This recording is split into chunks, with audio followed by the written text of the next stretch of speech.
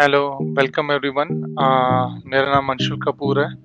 आज मैं आप लोगों से पेट्रोलियम इंजीनियरिंग और ऑयल एंड गैस इंडस्ट्री के बारे में बात करने वाला हूँ। इससे पहले मैं शुरू करूँ, मैं थैंक यू देना चाहूँगा शशि फाउंडेशन को, जो अवेयरनेस रेस करने के लिए बहुत अच्छा काम कर रही है स्टूडेंट्स के लिए। सो होप मैं स्टूडेंट्स को सर्व कर पाऊँगा आज, उनकी अवेयरनेस बढ़ाने के लिए ऑयल एंड गैस इंडस्ट्री के बारे में, और कैसा करियर हो सकता है पेट्रोलियम इंजीनियरिंग में, उसके बारे में डिस्कशन करूँगा। और आप लोगों के कुछ भी क्वेश्चंस हो तो आप चैट बॉक्स में उसको मुझसे पूछ सकते हैं, और मैं उसका आंसर देने की पूरी कोशिश करूँगा। सो बेसिकली मैं अपने बारे में बताऊँ तो मेरा नाम अंशुल कपूर है, और मैं 2013 में आईएसएम धनबाद से पास आउट किया था, जिसके अंदर मैंने पेट्रोलियम इंजीनियरिंग ही पढ़ी थी। उसके बाद मैंने शेल कंपनी ज्वाइन की, और मैंने उसके अंदर 7 साल से मैं वहीं काम कर रहा हूँ, और मैंने अलग अलग प्रोजेक्ट्स में काम किया उसके लिए। सो पहले मैंने 4 साल इराक के प्रोजेक्ट्स के लिए काम किया था। उसके बाद मैं रशिया गया, वहाँ पे मैंने 1 साल काम किया। एंड आफ्टर दैट मैं नॉर्वे गया, वहाँ पे मैंने अराउंड 1.5 साल काम किया, और अब मैं बैंगलोर में उसके बाद काम कर रहा हूँ। सो बेसिकली मैं ऑयल एंड गैस की इंडस्ट्री के बारे में बताऊँ तो आप देखेंगे कि अपने आसपास देखेंगे तो जो भी चीज़ें आप डे टू डे यूज़ करते हैं, उसके अंदर आप पाएंगे कि ऑयल एंड गैस इंडस्ट्री से रिलेटेड कुछ ना कुछ उसके अंदर ज़रूर इन्वॉल्व होगा। अगर आप खाना बना रहे हैं तो एलपीजी गैस डायरेक्टली ग्राउंड से आती है, और उसको प्रोसेस करके एलपीजी में कन्वर्ट किया जाता है। आप कार या बाइक में पेट्रोल डलवाते हैं, that's from oil and gas industry. उसके बाद ये तो होगी जो कि बहुत कॉमन चीज़ें हमें पता होती हैं, लेकिन आप देखेंगे प्लास्टिक जो है उसके अंदर कंपोनेंट्स होते हैं, वो क्रूड ऑयल से ही आते हैं, जिसको हम हिंदी में कच्चा तेल भी बोलते हैं। या कोई भी डाइज हो गई, इंजन ऑयल होता है बाइक वगैरह में, लुब्रिकेंट्स हैं, वो सब ऑयल एंड गैस इंडस्ट्री से आते हैं। तो ऑयल एंड गैस इंडस्ट्री का मतलब सिर्फ ये नहीं है कि जो हम पेट्रोल कार में डलवा रहे हैं, लेकिन उससे ज़्यादा फ्लाइट्स आप लेते हैं, उसके अंदर जो फ्यूल जेट फ्यूल यूज़ होता है वो भी क्रूड ऑयल का ही एक बाय प्रोडक्ट है। सो इसका जो स्कोप है वो काफ़ी वाइड है। तो ऑयल एंड गैस इंडस्ट्री में आप कमर्शियल साइड में भी जा सकते हैं, इंजीनियरिंग साइड में भी जा सकते हैं। जो आज मैं फोकस करूँगा वो मैं ज़्यादा इंजीनियरिंग साइड में करूँगा, और उसके अंदर भी पेट्रोलियम इंजीनियरिंग में ज़्यादा फोकस रहेगा। सो अगर मैं इंडस्ट्री की ओवरऑल बात करूँ तो उसके अंदर बेसिकली दो पार्ट्स हैं, इसको हम अपस्ट्रीम और डाउनस्ट्रीम बोलते हैं। सो दोनों का मतलब क्या है? सो अपस्ट्रीम का अगर मैं बताऊं, सो जो ये ऑयल एंड गैस आता कहाँ से है, ये बेसिकली अर्थ के अंदर ही, सो जिसको हम सब सरफेस अंडरग्राउंड बोलते हैं, वहाँ पे रिजर्व्स बने हैं ऑयल एंड गैस के, जो कि बने हैं हजारों सालों में और मिलियंस ईयर्स में। जो कि पुराने फॉसिल्स वगैरह थे, वो हीट एंड टेम्परेचर से they have converted into oil and gas. तो अब हमें उनको बाहर निकालने के लिए जो भी टेक्निक्स यूज करनी है, वो उसको आप अपस्ट्रीम बोल सकते हैं। तो उसके लिए पहले हमें एस्टिमेट करना होगा। ऐसा नहीं कि आप कहीं भी ड्रिल करेंगे तो आपको ऑयल एंड गैस मिल जाएगा। तो आपको सही जगह पे ड्रिल करना है पहले, और पहले जगह ढूंढनी है कहाँ पे है, उसको इकोनॉमिक है कि नहीं उसको निकालना। तो वो आप पहले मैप आउट करेंगे, फिर आप वेल्स ड्रिल करेंगे ताकि आप उसको सेफली बाहर निकाल सकें। तो वहां तक जो भी काम है वो अपस्ट्रीम इंडस्ट्री में आता है, जहाँ पे मैं इन्वॉल्व हूँ। उसके बाद लेकिन उस क्रूड ऑयल को आप गाड़ी में डाल के गाड़ी नहीं चला सकते, आपको उसको कुछ प्रोसेस करना पड़ेगा। तो उसको प्रोसेस करने के लिए जो भी काम है उसको हम डाउनस्ट्रीम में बोलेंगे कि वो डाउनस्ट्रीम में वो डाउनस्ट्रीम इंडस्ट्री है। तो जो उसको आएगा उसको आप डिस्टिलेशन करेंगे, उसमें से पेट्रोल निकलेगा, डीजल निकलेगा, जेट फ्यूल निकलेगा। कुछ और केमिकल प्रोसेस करेंगे तो उसमें से डाई वगैरह, नेफ्ता, ये सब बनता है। तो वो सारा आपका जो केमिकल इंडस्ट्री साइड थोड़ा ज़्यादा फोकस है, वो आपका डाउनस्ट्रीम हो गया। इसके अंदर कुछ लोग कंफ्यूज हो जाते हैं, मिडस्ट्रीम कंपोनेंट भी होता है, वो जनरली गैस में बोलते हैं कि अगर गैस को ट्रांसपोर्ट करना है या तो आप पाइप में ट्रांसपोर्ट करेंगे, लेकिन कुछ कुछ केमिकल प्रोसेस है जिससे आप उसको लिक्विड में कन्वर्ट कर सकते हैं, या उसको फ्रीज करके एलएनजी कार्गोस में कन्वर्ट कर सकते हैं। वो सब फिर मिडस्ट्रीम उसमें आ जाता है। हम इसके अंदर अपस्ट्रीम की बात करूं, तो पेट्रोलियम इंजीनियरिंग अपस्ट्रीम का पार्ट आप बोल सकते हैं। तो इसके अंदर जो रोल्स हैं इसमें हर तरह के रोल्स हैं। इसमें बेसिकली अगर मैं डिवाइड करूं कि क्या स्कोप रहता है, तो आप दो तरीके से इसको देख सकते हैं। एक को मैं बोलूँगा ऑफिस बेस्ड रोल्स, जो ऑफिस में आप काम कर सकते हैं अपने कंप्यूटर के पीछे बैठ के। बट कुछ फील्ड बेस्ड रोल्स भी होते हैं जिसके लिए आपको फील्ड में जाना पड़ेगा to do the actual operations. तो अगर मैं इसके अंदर फील्ड वाले बात करूं, तो उसके अंदर आप ड्रिलिंग, लॉगिंग, ये कुछ टेक्निकल टर्म्स हैं जिसके अंदर बेसिकली आपको फील्ड में जाके ऑपरेशंस में या तो खुद करने पड़ेंगे या आपको सुपरवाइज करना पड़ेगा। एंड ऑफिस में आप बेसिकली एस्टिमेशन करेंगे और बड़े बड़े प्रोजेक्ट्स आप करने की कोशिश करेंगे कि कहाँ कितने वेल ड्रिल करने हैं, क्या प्लान होना चाहिए, क्या रिकवरी होनी चाहिए, उस सब का फोकस करेंगे। मैं इस पर दोबारा भी आऊँगा एक्चुअली थोड़ी देर बाद, तो आपको थोड़ा इसमें ज़्यादा क्लैरिटी मिलेगी। दूसरे वे में देखा जाए तो ये अपस्ट्रीम में ही अगर आप कंपनीज की बात करें, तो कुछ लोग कंफ्यूज हो जाते हैं जब वो नाम सुनते हैं, क्योंकि इंडस्ट्री उतनी पॉपुलर तो है नहीं कि माइक्रोसॉफ्ट, गूगल की तरह आपको नाम हो। लेकिन अगर मैं अब नाम बोलूंगा तो आप रिकॉग्नाइज करेंगे कि हाँ, इसकी कंपनीज भी पॉपुलर हैं। सो इसके अंदर कुछ कंपनीज तो हैं जिनको हम बोलते हैं ऑपरेटर्स। सो ऑपरेटर्स कौन सी कंपनीज होती हैं? जो कि बेसिकली गवर्नमेंट से डील करके एक पीस ऑफ एक्रेज ले लेती हैं and then they develop it, ताकि उसमें से वो ऑयल एंड गैस निकाल के बेच सकें। तो उनको हम बोलेंगे ऑपरेटर कंपनीज। उसमें कौन सी कंपनीज पॉपुलर है? आपने रिलायंस सुनी होगी। रिलायंस इंडस्ट्रीज एक वैसी कंपनी है जो कि काकीनाडा वगैरह से गैस निकालती है, बॉम्बे से ऑयल निकालती है। स्टेट ऑयल कंपनी में अगर आप देखेंगे तो ONGC, OIL, GSPC, प्राइवेट में शेल, BG, एक्सॉन, केन एनर्जी जो कि राजस्थान में ऑपरेट करती है ज़्यादातर। तो ये बेसिकली ये ऑपरेटर्स हैं, ये गवर्नमेंट से डील करते हैं कि हमें ये एक्रेज दीजिए एंड हम ऑयल एंड गैस एक्सट्रैक्ट करके उसको बेचेंगे। उसकी जो भी टैक्स रॉयल्टी होती है वो गवर्नमेंट को पे करेंगे, और जो भी चार्जेस होते हैं गवर्नमेंट को पे करेंगे, जो भी सूटेबल होते हैं। दूसरी तरफ आपके सर्विस प्रोवाइडर्स होते हैं। सर्विस प्रोवाइडर्स क्या करते हैं कि बेसिकली वो सर्विसेज देते हैं इन ऑपरेटर्स को, ताकि वो सेफली ऑयल निकाल सकें। तो उसके अंदर कौन सी पॉपुलर कंपनीज हैं? स्लम्बर्जर आपने नाम सुना होगा, हैलिबर्टन, बेकर ह्यूजेस, वेदरफोर्ड। तो ये बेसिकली सर्विस प्रोवाइडर हैं। ये स्पेसिफिक सर्विसेज प्रोवाइड करते हैं ऑपरेटर्स को, ताकि वो सक्सेसफुली ऑयल एंड गैस निकाल सकें। अगर आप हिस्टोरिकली देखेंगे ओवर द लास्ट 100 ईयर्स, तो ऐसा हिस्ट्री में बहुत बार रहा है कि कुछ फील्ड्स बूमिंग पे होते हैं, कुछ फील्ड्स ऊपर आते हैं, कभी कुछ फील्ड्स पॉपुलर होते हैं, कभी कुछ फील्ड्स पॉपुलर नहीं होते हैं। तो आप देखेंगे कि अगर वर्ल्ड की सबसे बड़ी कंपनीज में गिनती की जाए तो ऑयल एंड गैस इंडस्ट्रीज जो है, ऑयल एंड गैस कंपनीज हैं, वो हमेशा ज़्यादातर टॉप पे रही हैं। तो Exxon Mobil, Shell, world wide में बात कर रहा हूँ, ये कंपनीज का रेवेन्यू भी सबसे ज़्यादा रहा है, और मार्केट शेयर में भी हिस्टोरिकली अगर आप 100 ईयर्स में देखेंगे, ऐसा बहुत ज़्यादा टाइम रहा है कि ये companies are always on top. So इसके अंदर देखा जाए तो ये कहना मतलब गलत नहीं होगा कि वर्ल्ड की जो बिगेस्ट कंपनीज हैं वो ऑयल एंड गैस कंपनीज ज़्यादातर रही हैं लास्ट 100 सालों में। और उसका एक रीज़न भी है। उसका रीज़न ये है कि आप देखेंगे कि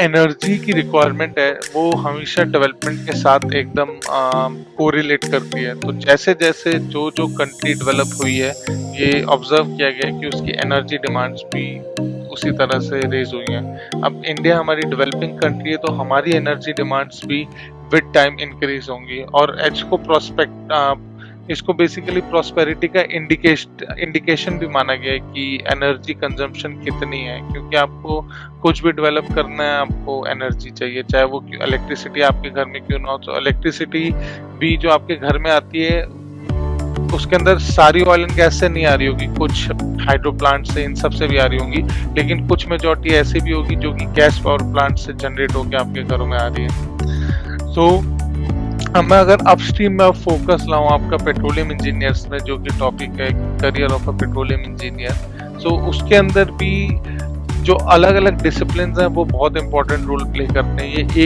एक डिसिप्लिन नहीं है, इसके अंदर एक इंजीनियरिंग डिग्री नहीं है। आपको हर तरह का इंजीनियर चाहिए इसके अंदर जो कि सक्सीड कर सकता है। आप मैकेनिकल इंजीनियरिंग करके भी इसमें एंटर कर सकते हैं, इलेक्ट्रॉनिक्स कर सकते हैं, कंप्यूटर साइंस भी कर सकते हैं, और मेन जो पेट्रोलियम इंजीनियरिंग डिग्री है वो तो ऑब्वियसली कर ही सकते हैं। उसकी दूसरी साइड काफ़ी ज़्यादा इंटीग्रेशन रहता है जियो साइंस डिसिप्लिन के साथ। सो जियोलॉजी, जियो फिजिक्स, ये सब कोर्स करके भी आप इक्वली इफेक्टिव एक्टिवली काम कर सकते हैं ऑयल एंड गैस इंडस्ट्री। और अपस्ट्रीम में पेट्रोलियम इंजीनियर भी उसको बोल सकते हैं। पेट्रोफिजिक्स एक डिसिप्लिन है जो कि उससे आता है। तो इसके अंदर अगर मैं ट्रांसलेट करूं, क्योंकि ये नाम आप लोगों एकदम रिलेट नहीं कर पाएंगे कि रिजर्वायर इंजीनियर क्या होता है, पेट्रोफिजिसिस्ट क्या होता है। मैं अगर सिंपल डिसिप्लिन्स में बोलूं तो मैं बोलूंगा फिजिक्स आपकी अच्छी होनी चाहिए, या आपको फिजिक्स में इंटरेस्ट है, मैथ्स में आपको इंटरेस्ट है, स्टैटिस्टिक्स में आपको इंटरेस्ट है, तो आपको काम करने में अच्छा लगेगा किसी भी इन डिसिप्लिन्स में। और अब एज टाइम हर इंडस्ट्री में डिजिटल स्किल्स की बहुत चर्चा हो रही है, तो कोडिंग, कंप्यूटर साइंस, इसमें भी क्योंकि आप देखेंगे कि इतने सारे सेंसर्स होते हैं किसी भी ऑपरेशंस में कि आपको कंटिन्यूअस डेटा मिलता ही रहता है। तो कोडिंग और उसको डिजिटल करने के लिए भी नाउ स्किल्स चाहिए। तो एक अच्छा पेट्रोलियम इंजीनियरिंग के लिए आपको कोडिंग स्किल्स भी रिक्वायर्ड होते हैं। तो आप मल्टी स्किल भी कर सकते हैं। तो जो मैंने टर्म्स बोले हैं जियो साइंस जियोलॉजी, मैं एक एक लाइन में इसको एक्सप्लेन करना चाहूंगा सो दैट ये क्लियर रहे कि ये लोग करते क्या है। सो बेसिकली मैं स्टार्ट करूंगा जियो साइंस में जियोफिजिसिस्ट से। सो जियोफिजिसिस्ट क्या करते हैं कि अब प्रॉब्लम ये होती है कि ये जो रिजर्वायर्स हैं ये इतने डीप हैं कि कोई भी इसके अंदर नीचे जाके देख नहीं सकता कि कितना ऑयल है, कितना नहीं है और किस कंडीशन में है। सो हम बेसिकली अलग अलग तरीके से आप देखेंगे कि ट्राई करते हैं कि एस्टिमेट कर पाएं कि कितना ऑयल है। तो जियोफिजिसिस्ट क्या करते हैं, बेसिकली ये सिग्नल्स भेजते हैं और सिग्नल्स रिसीव करते हैं। तो इवन डायनामाइट्स का यूज किया जाता है। तो जो रिफ्लेक्शंस आते हैं उससे पता चलता है कि सबसर्फेस में स्ट्रक्चर कितना बड़ा है। तो स्ट्रक्चर से ये पता लगेगा कि अगर वहां पे ऑयल है तो वो कितना बड़ा हो सकता है। आपको कंफर्म 100% करने के लिए ऑलवेज वाइल्ड कैट वेल्स बोलते हैं, ड्रिल करना ही पड़ेगा ताकि आप कंफर्म कर पाए वहां पे है कि नहीं। But size of the structure और उसकी कुछ फीचर्स होते हैं जिनको हम ट्रैप्स वगैरह बोलते हैं, मैं उतना डिटेल में नहीं जाऊंगा, वो आइडेंटिफाई करने के लिए जियोफिजिसिस्ट वर्क करते हैं, जिसको हम एक्सप्लोरेशन भी बोलते हैं। उसके बाद आते हैं जियोलॉजिस्ट। जियोलॉजिस्ट के पास अंडरस्टैंडिंग होती है कि वो डिपोजिशनल फीचर्स बता सके कि अगर यहाँ पे है तो उसकी कनेक्टिविटी कैसी होगी। अगर हम वेल ड्रिल करें तो वो कनेक्टेड रहेगा कि नहीं रहेगा। उसके अंदर अलग अलग डिपोजिशनल एनवायरनमेंट्स भी होते हैं, तो उसमें भी मैं बहुत डिटेल में नहीं जाऊंगा ताकि चीज़ें क्लियर रहें। बट आप इसको समझ सकते हैं कि ये फीचर्स देखते हैं कि कैसा डिपोजिशनल्स और कनेक्टिविटी रहता है। पेट्रोफिजिसिस्ट में मैं हूँ, तो जब आपका वेल ड्रिल हो जाता है, जैसे आपको उसके अंदर रीडिंग लेनी है, तो आप इलेक्ट्रॉनिक्स इंस्ट्रूमेंट्स उस वेल में लोअर डाउन करते हैं, इलेक्ट्रिक सिग्नल्स रीड करते हैं और इंटरप्रेट करते हैं कितना ऑयल हो। इसको आप कोरिलेट कर सकते हैं कि आपको हार्ट की फंक्शनिंग देखनी है तो आप ईसीजी करते हैं। तो वैसे इसके अंदर आप इलेक्ट्रॉनिक्स टूल्स भेजते हैं ताकि आपको पता रहे कि रिजर्वायर का स्टेटस क्या है। रिजर्वायर इंजीनियर्स बेसिकली काफ़ी इंटीग्रेट करते हैं यही सब डेटा को, जियोलॉजिस्ट को डेटा को, पेट्रोफिजिसिस्ट के डेटा को, और अपने खुद प्रेशर्स बेसिकली मेजर करते हैं वेल्स में, वेल टेस्ट करते हैं और एस्टिमेट करते हैं कि कितने वेल्स ड्रिल करने चाहिए, कहाँ कहाँ वेल्स ड्रिल करने चाहिए, प्रोडक्शन कैसा रहेगा, इकोनॉमिक रहेगा भी कि नहीं रहेगा इस फील्ड को करना। तो वो रिजर्वायर इंजीनियर्स की ड्यूटी है। देन ड्रिलिंग इंजीनियर्स या वेल इंजीनियर्स बेसिकली आपको वेल्स को डिजाइन करने में हेल्प करते हैं कि हम वेल कैसे ड्रिल करें। इतना सिंपल नहीं होता जितना आप ट्यूबवेल ड्रिल करना होता है वाटर के लिए, क्योंकि ये डीप भी ज़्यादा रहता है और इसकी कंडीशन भी हाई प्रेशर और हाई टेम्परेचर रहती है। तो इसके अंदर सेफ्टी का कंपोनेंट भी बहुत बड़ा है कि आप सेफली ऑपरेशंस को कंडक्ट करें और ऑयल एंड गैस को आप सेफली प्रोड्यूस करें। डाउनस्ट्रीम की बात करूं, आपको जैसे आप देख पा रहे हैं क्योंकि आपको क्रूड ऑयल निकलेगा वो आप डायरेक्टली यूज नहीं कर सकते, ना आप उसको एयरप्लेन्स में डाल सकते हैं, ना आप उसको कार में डाल सकते हैं, उसकी कुछ प्रोसेसिंग करनी है। तो डिस्टिलेशन एक प्रोसेस है जिससे आप उसको बेसिकली पेट्रोल, डीजल और एलएनजी, एलपीजी ये सब एक्सट्रैक्ट करेंगे। तो इसके अंदर केमिकल इंजीनियर्स और प्रोसेस इंजीनियर्स का बहुत बड़ा स्कोप आ जाता है। तो ऑयल एंड गैस दोनों में अलग अलग टाइप की प्रोसेसिंग होती है। तो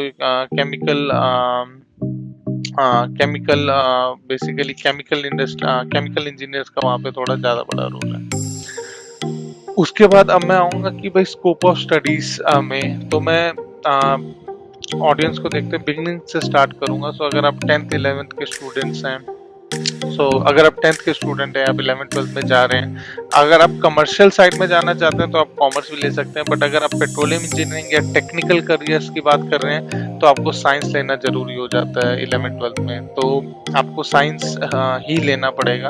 अगर आप कॉमर्स लेते हैं तो या तो आप कॉमर्शियल साइड या इकोनॉमिक साइड से भी पेट्रोलियम इंडस्ट्री में, ऑयल एंड गैस इंडस्ट्री में आ सकते हैं, लेकिन अगर आपको ये टेक्निकल करियर में जाना है तो आपको साइंस की तरफ ही जाना पड़ेगा। जनरली एंट्रेंस एग्जाम्स इसके अंदर कुछ अलग नहीं होते, जो आपके JEE Main and JEE Advanced engineering degrees के लिए एंट्रेंस होते हैं, वही एंट्रेंस आपको यहाँ पे भी देने पड़ेंगे, जेई मेन और एडवांस, और वहाँ पे रैंक सिक्योर करना पड़ेगा टू गेट एन एडमिशन। वहाँ पे रैंक लाने के बाद ये जरूरी नहीं है कि आप पेट्रोलियम इंजीनियरिंग ही करें, तो मैंने जैसा पहले भी बताया पेट्रोलियम इंजीनियरिंग करेंगे तो अच्छा है, तो आप डायरेक्ट इंडस्ट्री में इन करियर में देख सकते हैं, लेकिन आप mechanical engineering, chemical engineering, electronics, computer science करके भी सेम रोल्स में आ सकते हैं। तो मैं बोलूँगा पेट्रोलियम इंजीनियर जो रोल कर सकता है वो मैकेनिकल इंजीनियर, केमिकल इंजीनियर तो जरूर कर सकता है, और इलेक्ट्रॉनिक्स इंजीनियर भी आप देखेंगे पेट्रोफिजिक्स वगैरह में काफ़ी सक्सेसफुल रहे हैं, और कंप्यूटर साइंस वाले आपको सॉफ्टवेयर जो होते हैं, इन टूल्स जो हम यूज़ करते हैं वहाँ पे भी उनका कंट्रीब्यूशन रहता है, और डिजिटल डेटा साइंस में भी वो कंट्रीब्यूट कर सकते हैं। इसके अंदर जो बात रह जाती है, इंजीनियरिंग अगर ना करनी हो तो, या ना करनी हो नहीं, मैं ये बोलूँगा कि इंजीनियर के साथ साथ हमें जियो साइंस वाले लोग भी चाहिए, तो जियोलॉजी और जियो फिजिक्स का भी बहुत इंपॉर्टेंस है। तो जब मैं आपको कोर्सेज के नाम बताऊंगा तो उसके अंदर मैं जियोलॉजी और जियो फिजिक्स के भी स्पेसिफिक कोर्सेज आपको बताऊंगा। तो आप अगर जेई रैंक के थ्रू भी 5 इयर्स का इंटीग्रेटेड कोर्सेज होते हैं जियोलॉजी जियो फिजिक्स में, बट इनके कुछ स्पेशलिस्ट 3 इयर्स की बीएससी प्रोग्राम्स भी होते हैं, जो कि मैं थोड़ी देर बाद डिस्कस करूंगा। कौन सा इंस्टीट्यूट्स हैं जो कि आप ज्वाइन कर सकते हैं अगर आपको इस इंडस्ट्री में आना है, तो गवर्नमेंट और प्राइवेट दोनों हैं। तो अगर आपको नॉन पेट्रोलियम इंजीनियरिंग डिग्रीज करनी है, मैकेनिकल, केमिकल, तो उसके तो दुनिया भर के इंस्टीट्यूट्स, आप कोई भी इंजीनियरिंग डिग्री किसी भी कॉलेज करके आप आ सकते हैं। लेकिन अगर आपको पेट्रोलियम इंजीनियरिंग डिग्री करनी है तो गवर्नमेंट में सबसे पुराना होगा आईएसएम धनबाद, जो कि झारखंड में है, जो कि आईआईटी आईएसएम धनबाद से भी जाना जाता है, वो ओल्डेस्ट है। एक रायबरेली में राजीव गांधी इंस्टीट्यूट भी है, जो कि specific oil and gas industry के लिए ओपन हुआ है। कुछ कॉलेज आप बोल सकते हैं प्राइवेट साइड में एमआईटी है, जो कि पूना में है, देहरादून इंस्टीट्यूट ऑफ टेक्नोलॉजी है देहरादून में, यूपीएस एक काफ़ी टाइम हो गया ये डिग्री करा रहा है और काफ़ी वेल रिप्यूटेड है।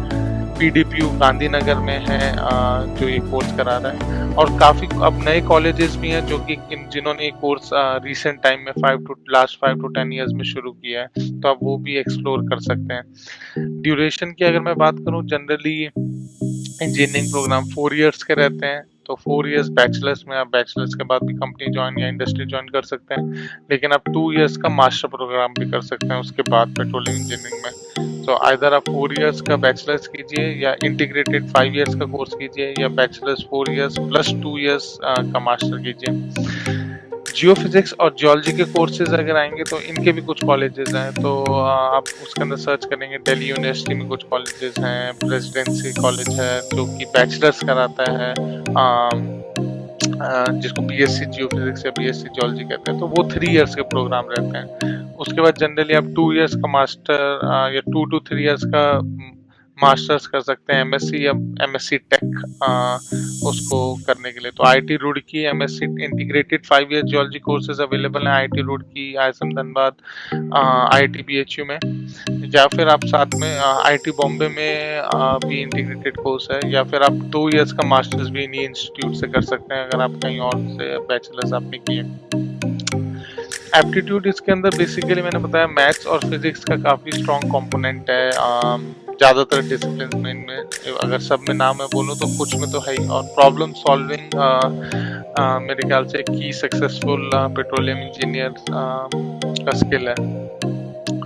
अब टिप्स में बेसिकली अगर आपको एंट्रेंस एग्जाम्स के लिए प्रिपेयर करना है तो घूम फिर के बाद मैथमेटिक्स, फिजिक्स और केमिस्ट्री में ही आएगी, क्योंकि आपको कहीं भी कॉलेज में एंट्रेंस अगर क्लियर करना है तो आपको इन तीनों में अच्छा स्कोर करना ही पड़ेगा। तो उसके अंदर जो टिप्स हैं वो जनरली जो भी आप टिप्स देखते हैं अच्छी रैंक लाने के लिए, वही टिप्स इसके लिए भी वैलिड होंगी। मैं उसको वेरी ब्रीफली शेयर कर सकता हूँ क्योंकि स्पेसिफिक पेट्रोलियम इंडस्ट्री से नहीं है।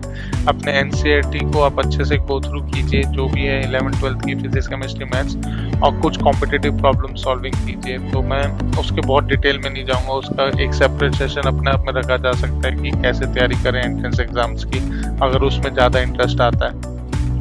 अब मैं पेट्रोलियम इंजीनियरिंग की डिग्री की बात करूं तो अगर आपकी कोई और इंजीनियरिंग डिग्री जितना ही फीस होती है तो ये बहुत इंस्टीट्यूट स्पेसिफिक हो जाता है। एक ए इंस्टीट्यूट की अलग फीस स्ट्रक्चर है, बी इंस्टीट्यूट का अलग फीस स्ट्रक्चर है, सी इंस्टीट्यूट का अलग फीस स्ट्रक्चर है। बट जनरली देखा गया है कि कोई और इंजीनियरिंग डिग्री होती है, मैथ्स की, mechanical engineering, computer science engineering, petroleum engineering की, उस इंस्टीट्यूट में ऑलमोस्ट सेम फीस रहेगी, उसमें कोई ज़्यादा डिफरेंस आएगा नहीं। जनरली गवर्नमेंट कॉलेजेस की हो सकता है कम फीस हो as compared to private, but वो कोई हार्ड एंड फास्ट रूल नहीं है। तो आपको जो मैंने इंस्टीट्यूट्स के नाम बताए उनका फीस स्ट्रक्चर आपको जाके चेक करना पड़ेगा कि वहाँ पे कितनी है। स्कॉलरशिप की मैं बात करूँ, स्कॉलरशिप की बहुत अपॉर्चुनिटीज़ हैं। प्राइवेट कॉलेजेस भी बहुत सारी स्कॉलरशिप देते हैं और गवर्नमेंट कॉलेजेस तो देते ही हैं। कुछ गवर्नमेंट्स के प्रोग्राम हैं जो कि स्पेसिफिक मेरिट कम मीन स्टूडेंट्स को स्कॉलरशिप देने में काफ़ी आगे रहते हैं। और अगर मैं इसके अंदर साइंस कोर्सेज की बात करूं,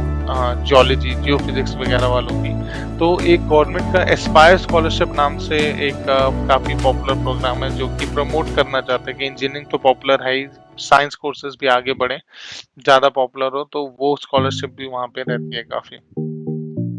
इसके बाद मैं कंपनीज का आपको मैंने प्राइवेट और गवर्नमेंट का नाम मैंने आपको बताया ही था, लेकिन अगर मैं बात करूं गवर्नमेंट कंपनी की तो आप कैंपस प्लेसमेंट से भी जा सकते हैं, लेकिन बेस्ट तरीका अगर आप आउट ऑफ कैंपस जाना है तो गेट लिख के आप गेट में पेट्रोलियम इंजीनियरिंग, मुझे एग्जैक्ट डेट याद नहीं, लेकिन लास्ट 5 से 10 सालों में ही पहले पेट्रोलियम इंजीनियरिंग का एग्जाम नहीं होता था, तो आपको गेट में भी मैकेनिकल इंजीनियरिंग, केमिकल इंजीनियरिंग ये सब करके ही जाना पड़ता था। लेकिन अब पेट्रोलियम इंजीनियरिंग का एक अपना एग्जाम है। आप उस पेट्रोलियम इंजीनियरिंग अगर आपने स्टडी किया है तो पेट्रोलियम इंजीनियरिंग गेट लिखें, और ONGC, OIL, GSPC और गेल ऐसी कंपनीज जनरली वहाँ से लेती हैं, तो आप वहाँ पे फिर गेट्स कोर्स अप्लाई कर सकते हैं after your bachelors. Private generally अपनी वैकेंसीज निकालती हैं पब्लिक प्लेटफॉर्म्स में, और कैंपस प्लेसमेंट्स के लिए भी आती हैं इन्हीं कॉलेजेस में। उसमें केन काफ़ी पॉपुलर है, केन, एक्सॉन, रिलायंस, शेल, BG, जो कि जनरली कैंपस प्लेसमेंट्स या फिर एडॉक बेसिस पे हायरिंग करती हैं, और वो अपना बेसिकली जब भी ओपनिंग्स होंगी they will come. Starting salary की बात करूं अगर मैं, तो सैलरी का ऐसा है कि इसके अंदर ऑयल एंड गैस इंडस्ट्री में जनरली हिस्टोरिकली सैलरीज काफ़ी हाई रही हैं अगर आप कंपेयर करें अदर ब्रांचेस से। उसके 2 रीज़न थे। पहला रीज़न एक ये था कि इसकी पॉपुलैरिटी कम थी। तो अगर आप देखेंगे oil and gas petroleum industry का लोगों को उतना पता नहीं होता, तो पहले डिमांड जो थी इंजीनियर्स की वो बहुत ज़्यादा थी और सप्लाई बहुत कम थी। ये भी एक रीज़न था कि पेट्रोलियम इंजीनियरिंग कोर्सेज धीरे धीरे अलग अलग कॉलेजेस में खुलते चले गए, और पेट्रोलियम इंजीनियर जितने चाहिए होते थे उतने पेट्रोलियम इंजीनियर्स अवेलेबल होते नहीं थे। तो इसलिए ये दूसरे डिसिप्लिन से भी मैकेनिकल, केमिकल, साइंस वगैरह से इसमें लोग आने लगे। तो स्टार्टिंग सैलरी में अगर मैं बात करूँ, ये भी बहुत कंपनी स्पेसिफिक हो जाता है कि अलग अलग कंपनीज अलग अलग सैलरी ऑफर करती हैं। लेकिन मैं ONGC की बात करूं जो कि बहुत पब्लिकली अवेलेबल डेटा है, 15 lakh rupees per annum around इसका पे पैकेज रहता है, और around 1 lakh per month starting रहती है ONGC में। बाकी कंपनीज भी कुछ माइनस में होंगी, कुछ इसके प्लस में होंगी, तो आप उस हिसाब से एस्टिमेशन लगा सकते हैं। अब इसके अंदर मैं आऊँ फ्यूचर में, तो मेरे ख्याल से future oil and gas industry में अभी भी बहुत अच्छा है। आपको जिस तरह के प्रोजेक्ट्स और जो एक्सपोजर मिलता है वो बाकी इंडस्ट्री से थोड़ा, मैं कहूँगा कि ज़्यादा है। मैं थोड़ा बायस हो सकता हूँ, लेकिन मेरे ख्याल से it's a very good career to have still. कुछ लोग इसके अंदर आपको थ्रेट्स बोलेंगे, तो मैं उससे पूरा डिसएग्री नहीं करता। हम उस जंक्शन पे हैं जहाँ पे आपकी मेजॉरिटी ऑफ जो ऑयल एंड गैस इंडस्ट्री, जो मेजॉरिटी ऑफ एनर्जी वर्ल्ड में है वो स्टिल ऑयल एंड गैस से आ रही है।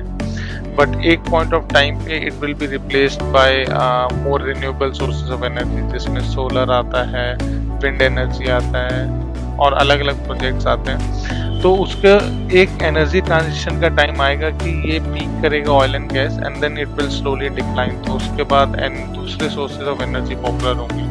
लेकिन मेरा मानना है कि अभी उसमें थोड़ा टाइम है, तो अभी भी आप अगर ऑयल एंड गैस इंडस्ट्री में घुसते हैं तो उसके अंदर कोई आपको प्रॉब्लम अपने करियर में नहीं आनी चाहिए। और हम इसके अंदर सोल्यूशन ओरिएंटेड भी बन सकते हैं। अगर आप ऑयल एंड गैस इंडस्ट्री में हैं तो आपको एनर्जी सेक्टर का बहुत अच्छा नॉलेज है, तो जो आप ड्राइव कर सकते हैं एनर्जी ट्रांजिशन में और एनवायरनमेंट को सपोर्ट कर सकते हैं। बहुत सारे प्रोजेक्ट्स अभी चल रहे हैं कि हम जैसे ऑयल एंड गैस को बाहर निकालते हैं, वैसे ही आप कार्बन डाइऑक्साइड को इकट्ठा करके ग्राउंड के अंदर स्टोर क्यों नहीं कर सकते। इसको कार्बन सिक्वेस्ट्रेशन बोलते हैं या सीसीएस बोलते हैं पॉपुलर टर्म्स में। तो सीसीएस प्रोजेक्ट्स भी ऑयल एंड गैस इंडस्ट्री वाले ही ज़्यादा कर रहे हैं। अगर आप वर्ल्ड में देखेंगे तो basically they capture carbon dioxide and then store it in subsurface structures. So उसका भी मुझे लगता है आगे चल के फ्यूचर बढ़ेगा, जैसे जैसे हमें कार्बन डाइऑक्साइड कम करनी है। बेसिकली ये है कि बहुत साइक्लिक इंडस्ट्री में इसको बोलूँगा कि ऑयल एंड गैस में आपका कोई यूनिक प्रोडक्ट नहीं है। आप जो प्रोड्यूस कर रहे हैं क्रूड ऑयल, वो बाकी कंपनीज भी करती हैं, सब करती हैं। तो उसका जो प्राइस है आप देखेंगे कि प्राइस काफ़ी फ्लक्चुएट करता रहता है ऑयल एंड गैस का। ऑयल क्रूड ऑयल का लास्ट ग्राफ देखेंगे, कभी कभार $100 से ऊपर है पर बैरल, कभी कभार इट हैज टर्न बिलो $20 पर बैरल एज वेल। सो साइक्लिसिटी बहुत ज़्यादा है। तो आप देखेंगे कि कंपनीज कभी कभार बहुत ज़्यादा हायरिंग करती हैं, कभी कभार उतनी हायरिंग नहीं करती, और कभी कभार उनको ले ऑफ भी करने पड़ते हैं। तो अगर आप इस इंडस्ट्री में आ रहे हैं तो थोड़ा आपको रेजिलियंट होना पड़ेगा। आपको अप्स एंड डाउन्स में परेशान नहीं होना, आपको अपस्किल करते रहना अपने आप को हमेशा लेटेस्ट टूल्स एंड टेक्नोलॉजीज में। अभी अगर डेटा साइंस में पढ़ रहा है, अगर कंप्यूटर साइंस का है, तो आप साथ साथ अपस्किल कीजिए। अगर आप अपने आप को अपस्किल रखेंगे तो कोई खास उसके अंदर प्रॉब्लम आनी नहीं चाहिए। सो ये बेसिकली पेट्रोलियम इंजीनियरिंग का एक समरी है कि कैसे इसके अंदर आया जा सकता है। जनरली मैं बहुत सेटिस्फाइड हूँ इस इंडस्ट्री से, जो मुझको एक्सपीरियंसेस मिले हैं। मुझे नहीं लगता कि मैं किसी और इंडस्ट्री में जाता तो वो मुझको मिल सकते थे। जितना मुझे एक्सपोजर मिला है अलग अलग कंट्रीज में काम करने का, अलग अलग बहुत ही अमेजिंग लोगों से मिलने का, उनके साथ काम करने का, अलग अलग नेशनैलिटीज़ के लोगों के साथ काम करने का, शायद ही मुझको किसी और इंडस्ट्री में वो मिल पाते हैं। जो मुझे डे टू डे डिसीजंस लेने का मौका मिलता है, जो ये हम प्रोजेक्ट्स डेवलप करते हैं, वेल स्टिल करते हैं, ये बहुत चीप नहीं होते। काफ़ी $multi-million और $multi-billion के डिसीजन होते हैं। तो वो जो एक्सपोजर मिलता है आपके हाथ आपको, वो भी अनमैच्ड है as compared to other industries. तीसरा मैं कहना चाहूँगा कि जो आपको लोगों की लाइफ चेंज करने की अपॉर्चुनिटी मिलती है इसमें, आप देखेंगे मैं जब इराक फील्ड्स के लिए काम कर रहा था, वहाँ पे लोगों को इलेक्ट्रिसिटी कंटिन्यूस नहीं मिलती थी। तो बेसिकली हम जो गैस प्रोड्यूस करने वाले थे, जो ऑयल प्रोड्यूस करने वाले थे, उनकी इकोनॉमी जो थी ऑयल पे बेच के ही उनका जीडीपी काफ़ी मेजॉरिटी उसके अंदर ऑयल इंडस्ट्री का था। और जो गैस थी उनसे हम 100% इलेक्ट्रिसिटी मिलने वाली थी वहाँ के लोगों को। तो इसको लोग कभी कभार नेगेटिव उसमें पॉइंट करते हैं, लेकिन कंट्रीज की और लोगों की जो डेवलपमेंट है, आप उसके अंदर आपका काफ़ी इसके अंदर आपका हैंड रहेगा। सेम रशिया में मैंने काम किया, रशिया की में भी एक जीडीपी में major source oil and gas का है। नॉर्वे में मैंने काम किया, वहाँ भी ऑयल एंड गैस से आप देखेंगे कि जो भी इतने सारे कंज्यूमर या इतने सारे सिटीजन के जो डेवलपमेंट के प्रोग्राम्स चलते हैं, उसको fund oil and gas industry करती है। हमारे अपनी कंट्री में इंडिया की बात करूं, हम इस कंट्री में अभी जो ऑयल एंड गैस यूज़ करते हैं, we use around 3.5 million barrels per day. हम प्रोड्यूस कितना करते हैं? Around 800,000 barrels per day. तो बेसिकली जितना हम यूज़ करते हैं उसका हम 20 to 25% ही प्रोड्यूस कर पाते हैं। उसकी वजह से क्या होता है, हमें बाकी कंट्री से इसको खरीदना पड़ता है। तो हम बाकी कंट्री से खरीदते हैं, हम उनको डॉलर में पेमेंट करते हैं, तो हमारा फाइनेंस जो पोजीशन है, फाइनेंस पोजीशन वो वीक होता है। तो मैं तो यही कहूँगा कि इसको ज़्यादा से ज़्यादा नंबर्स में इंडस्ट्री को ज्वाइन करें। हम इंडिया की ऑयल एंड गैस प्रोडक्शन बनाएं, सेल्फ रिलायंट बने, ताकि हमें बाहर से ना खरीदना पड़े। हम मैक्सिमम खुद ही प्रोड्यूस करें और डेवलप करें इस अपनी कंट्री को। तो वो भी इसके अंदर एक स्कोप है कि हम ज़्यादा से ज़्यादा सेल्फ रिलायंट बने। मैं आई थिंक मैं क्वेश्चंस पे जाऊंगा एक एक करके, सो दैट मैं कुछ क्वेश्चन आंसर कर पाऊँ इसके अंदर, और आपके जो भी डाउट्स हो वो मैं क्लियर कर पाऊँ। तो मैं अगर नीचे सो मैं पहला क्वेश्चन पिक करूंगा। Hi Anaga Patil, so first question is how can an MBA graduate can make a career out of it. So मैंने जैसे बताया मेरी ज़्यादातर टॉक टेक्निकल करियर्स में थी, लेकिन कमर्शियल में भी बहुत ज़्यादा स्कोप है ऑयल एंड गैस इंडस्ट्री में। अगर मैं एमबीए की बात करूं, on top of my head मैं 3 करियर बता सकता हूँ ऑयल एंड गैस में जो कि बहुत पॉपुलर है। पहला, आप कंसल्टेंट बन सकते हैं। आप कंसल्टेंसी प्रोजेक्ट्स कर सकते हैं कि कहाँ पे ऑयल एंड गैस इंडस्ट्री का कैसा स्कोप हो रहा है, कौन सी कंट्री कितना प्रोड्यूस कर रही है। कंसल्टेंसी रिपोर्ट्स पे फोकस किया जाता है कि आप बेसिकली कौन सी कंट्री में इन्वेस्टमेंट करना चाहिए, कहाँ पे नहीं करना चाहिए।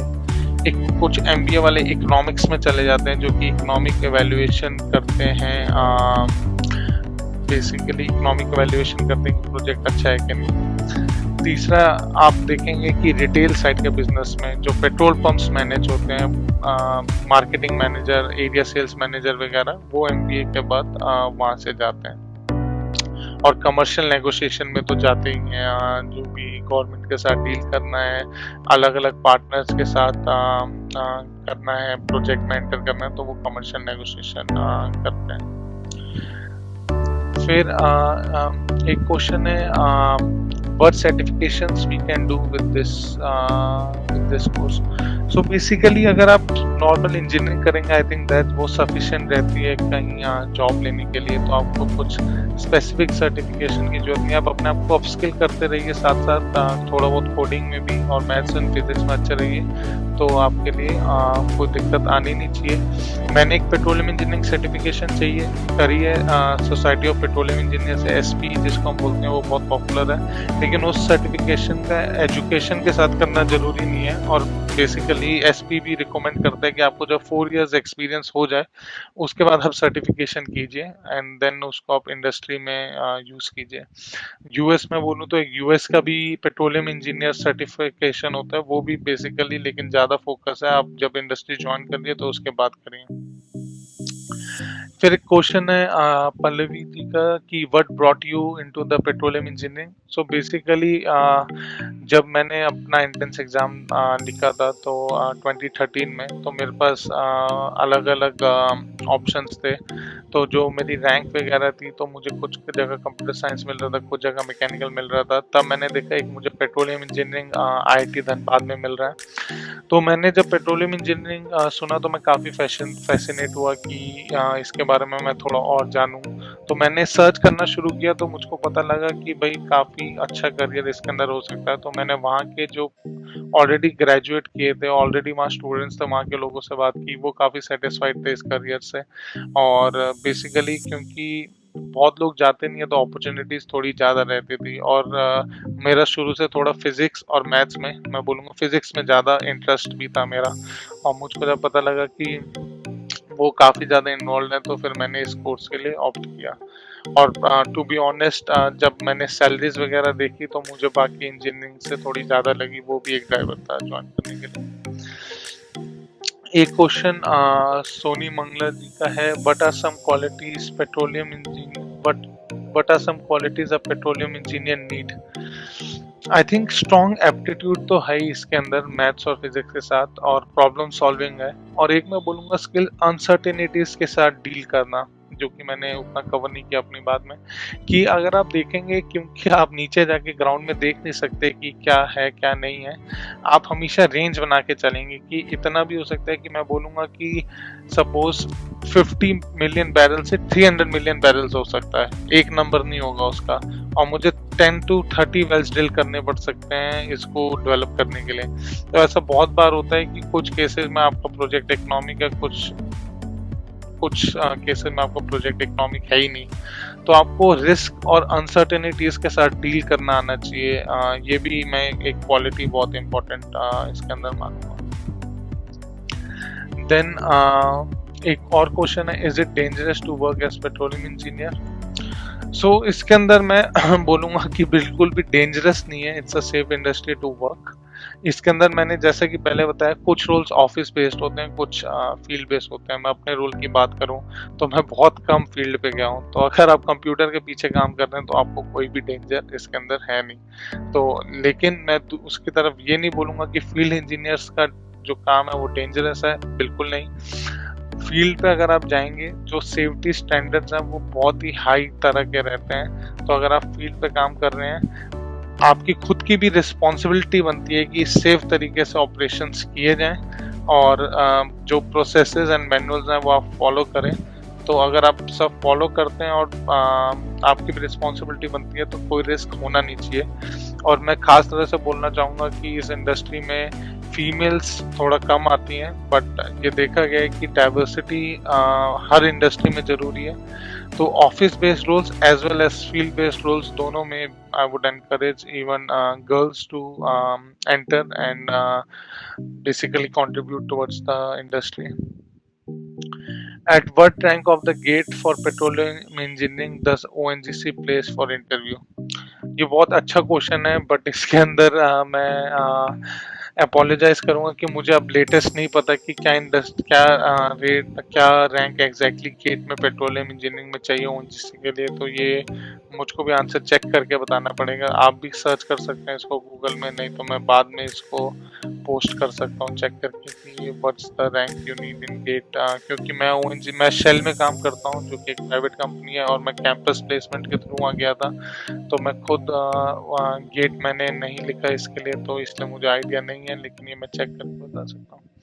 As a fresher how much package can we expect? तो इसके अंदर जैसे कि मैंने बताया कि ONGC around 1 lakh rupees per month या 15 लाख रुपीज का एनुअल पैकेज रहता है।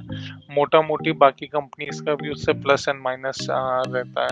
मैंने ओएनजीसी का नाम इसलिए लिया क्योंकि वो पब्लिकली अपना पैकेज एडवर्टाइज करते हैं, बाकी सब कंपनी नहीं करती।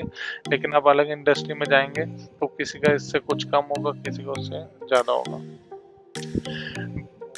उससे नेक्स्ट क्वेश्चन में जाऊंगा, which type of petroleum engineers make money the most? I think ज़्यादा डिफरेंस इसके अंदर आता नहीं है। अगर आप कोई भी इसके अंदर आप पेट्रोलियम इंजीनियर बनते हैं, आप रिजर्व इंजीनियर बनते हैं, ड्रिलिंग इंजीनियर बनते हैं, तो ऑलमोस्ट सिमिलर होना चाहिए बाकी सबका पैकेज। जनरली ये देखा गया कि क्योंकि फील्ड बेस्ड रोल्स में हार्डशिप थोड़ा सा ज़्यादा है, क्योंकि आपको फील्ड में जाके ऑपरेट करना पड़ता है। फील्ड बेस्ड का सेम काम के लिए ऑफिस बेस्ड वालों से थोड़ा ज़्यादा पैकेज होगा आई थिंक।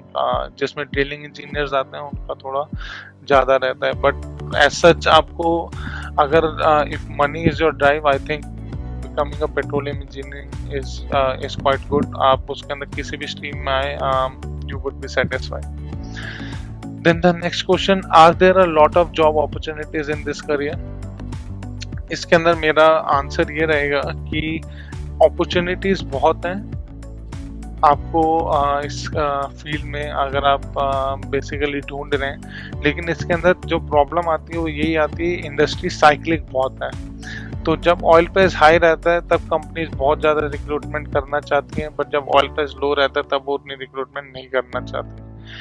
अभी की मैं सिचुएशन की बात करूं, immediate for example oil price काफ़ी लो चल रहा है। 2016 के बाद गिरना शुरू हुआ था, काफ़ी गिरा ऑयल प्राइस। और अब कोरोना की वजह से जब लोग मूव ही नहीं कर रहे, फ्लाइट्स नहीं चल रही, तो ऑयल एंड गैस की डिमांड भी कम होगी, तो ऑयल एंड गैस का प्राइस भी कम होगा। उसकी वजह से अभी शॉर्ट टर्म में हो सकता है कि इतनी रिक्रूटमेंट ना हो रही हो, but I think overall outlook career का पॉजिटिव है अगर आप लॉन्ग टर्म में बात करें। और ये एक्चुअली मैं next question, what are the disadvantages of this engineering में कवर करूंगा कि इंडस्ट्री साइक्लिक बहुत है, तो कभी कभार कंपनीज को ले ऑफ भी करना पड़ता है। तो यही सबसे बड़ी इसकी डिसएडवांटेज है कि इसमें डिफरेंट इसकी अप्स एंड डाउन साइकिल्स आते हैं, जिसकी वजह से थोड़ी सी प्रॉब्लम हो जाती है कभी कभार। As a fresher which skills do we acquire?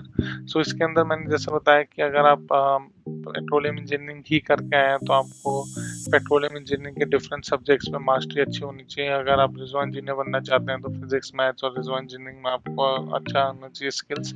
Drilling engineer बनना चाहते हैं तो मैकेनिकल इंजीनियरिंग में फॉर एग्जांपल ज़्यादा फोकस करना होगा। तो प्रॉब्लम सॉल्विंग और अनसर्टेनिटी रिस्क के साथ मैनेज करना तो आना ही चाहिए। और आजकल थोड़ा बहुत कोडिंग भी एक इम्पॉर्टेंट स्किल हो गया, जो कि आज से मैं बोलूँगा कि 10-15 साल पहले उतना ज़रूरी नहीं था। उसका रीज़न क्या है कि आप देखेंगे कि रियल टाइम गेजेस हैं, वो आपको बहुत सारा डेटा कंटिन्यूसली प्रोवाइड करते ही रहते हैं, और जब बहुत सारा डेटा आ जाता है तो आपको बिग डेटा और कंप्यूटर साइंस की मदद चाहिए रहती है। Next question, basically what work does petroleum engineers do? So basically ये स्ट्रीम पे डिपेंड कर जाता है। तो पहला एस्टिमेट करते हैं कि कितना ऑयल एंड गैस है, उसको बेस्ट वे क्या है एक्सट्रैक्ट करने का, वेल्स हैं उनको वेल्स को डिज़ाइन कैसे करना है, फैसिलिटीज़ हैं फैसिलिटीज़ किस तरह डिज़ाइन करनी है ताकि आप सेफली उसको ऑयल एंड गैस को सेपरेट कर सकें, प्रोड्यूस कर सकें। उसके आगे what are the top recruiting companies in petroleum, they have employ friendly environment. Yes, मेरे ख्याल से ऑयल एंड गैस इंडस्ट्री में एनवायरनमेंट, वर्किंग एनवायरनमेंट काफ़ी अच्छा रहता है। अगर मैं इंडस्ट्री की बात करूँ, कंपनीज की बात करूँ, टॉप रिक्रूटिंग में आई थिंक अपस्ट्रीम में केन एनर्जी काफ़ी ज़्यादा रिक्रूटमेंट करती है, उनका राजस्थान में ऑपरेशन है। रिलायंस काफ़ी ज़्यादा रिक्रूटमेंट करती है, उनका मुंबई और काकीनाडा में ऑपरेशन है। शेल, पीजी, ये उसके बाद रिक्रूटमेंट करती हैं। सर्विस प्रोवाइडर में स्लम्बरजा, हैलिबर्टन, वेदरफोन भी साइजेबल रिक्रूटमेंट्स करती हैं। बट अगर मुझे टॉप 2 करना है तो मेरे ख्याल से अपस्ट्रीम में केन और स्लम्बरजा सबसे ज़्यादा रिक्रूटमेंट करती हैं। How can we enter into petroleum industry through HR domain? Is operations domain useful in petroleum industry? Very good question. So operations and HR बहुत ही important skill हैं इस इंडस्ट्री में, और हर इंडस्ट्री में होते हैं तो ऑयल एंड गैस में भी हैं। So HR डोमेन में भी आप देखेंगे कि you can make a very good career in this industry, and relatively your salaries would be as high as well as compared to other industry. Operations में I think supply chain optimization का बहुत बड़ा role है oil and gas industry में। आपको ये जान के हैरानी होगी कि अगर आप देखेंगे कि अराउंड, फॉर एग्जाम्पल अपनी कंपनी की बात करूँ, अराउंड 35 फ्यूल स्टेशन है, 35,000 वर्ल्ड वाइड। सो इतना सारे प्रोडक्ट्स को मूव करना भी बहुत चैलेंजिंग रहता है। सप्लाई चेन भी नो डाउट काफ़ी यूजफुल रहता है ऑयल एंड गैस इंडस्ट्री में। How should one shape their mindset when they see a career like such? So resilience, I think, is one important skill, ups and downs करने के लिए। Continuous learner mindset होना चाहिए कि आप अपने आप को continuously upskill कर रहे हैं, जैसे जैसे टेक्नोलॉजी चेंज कर रही है। तो ये I think दो important skills है, अपने mindset को आप करना चाहिए। How can we shape up our communication skills? So what I would say is communication skills actually are very important in oil and gas industry. अगर बेसिक लैंग्वेज में मैं इसको उस वे में नहीं बोलूँगा कि आप अपनी इंग्लिश इम्प्रूव कर लीजिए, लेकिन कम्युनिकेशन स्किल में इस वे में बोलूँगा कि आपको बहुत प्रिसाइसली अपना मैसेज अक्रॉस कैसे प्रेजेंट करना, उसका कोई भी लैंग्वेज में हो, वो चाहे इंग्लिश में हो, हिंदी में हो। आप एक प्रॉब्लम को कैसे स्टेट करते हैं वो बहुत जरूरी है। जब उसका आप सोल्यूशन प्रोवाइड करते हैं, आप उसको कंसाइज एंड प्रिसाइज वे में कैसे आप उसको बता पाते हैं। तीसरा, जब आप अपना सोल्यूशन बताते हैं, आप उसका रिस्क्स एंड अपॉर्चुनिटीज उसकी क्लियरली कम्युनिकेट करते हैं कि नहीं। मेरे ख्याल से वो बहुत जरूरी है। तो आप प्रिसाइज रखिए, कंसाइज रखिए, और बहुत ही ट्रांसपेरेंट वे में साथ में risk and opportunities. That's best communication. Then I think how you can excel in field in petroleum as a fresher, I think अपने skills को अपडेटेड रखिए, कोडिंग भी साथ में सीखिए। एक्चुअली लर्निंग की कोई बाउंड्री नहीं है, अगर आप उसके अंदर करके कुछ नया करते हैं तो that will be useful. I think I've covered almost all the questions. If there are any questions, please feel free to ask in the chat box. I will try to answer them.